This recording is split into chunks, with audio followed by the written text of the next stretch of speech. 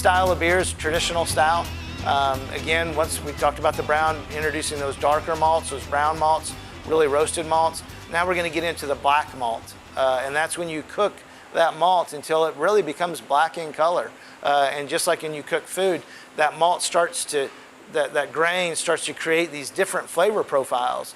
You start to introduce a little bit of coffee flavor from those roasted malts, a little bit of dark chocolate, you know, almost like if you had a dark bitter chocolate, but still that sweetness from all those sugars, because those sugars continue to caramelize past amber, past a red, past a brown, and now we're getting it to a black malt. I'd say there's probably about 30% of the malts used in this are pure black malts. And when we mix that beer in and we pull that juice out, that black malt really affects the color of the beer. Again, the grain bill is a little bit higher on this, so we'll have more product in there, which pulls a thicker beer out, a heavier beer, a beer that will stay in your mouth a lot better than some of the thinner beers. It's still in the session category, so you're still able to enjoy several of them. Just a bigger, fuller beer. A lot of people will prefer to drink the stouts a little warmer in temperature, although we'll serve it to you ice cold.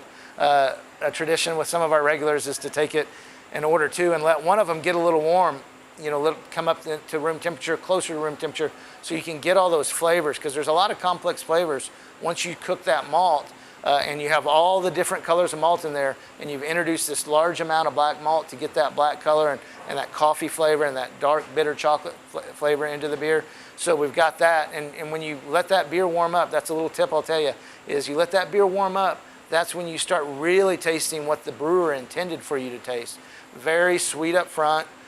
You'll catch some of the coffee flavors and some of the dark roast flavors. It's got a great full feel. And as you finish, again, we're going to balance it out with some hops that are specific to stout style beers, which balance with that coffee, that dark roasted flavor. Very popular beer in the winter times. Very popular beer around St. Patrick's Day. You know, a traditional stouts. The Irish are known for making, you know, some of the best stouts in the world. Of course, us Americans, we do a pretty good job with beers too. So, it's a traditional winter style beer, or fall and winter, you know, cold weather days. And so that's our single string stout.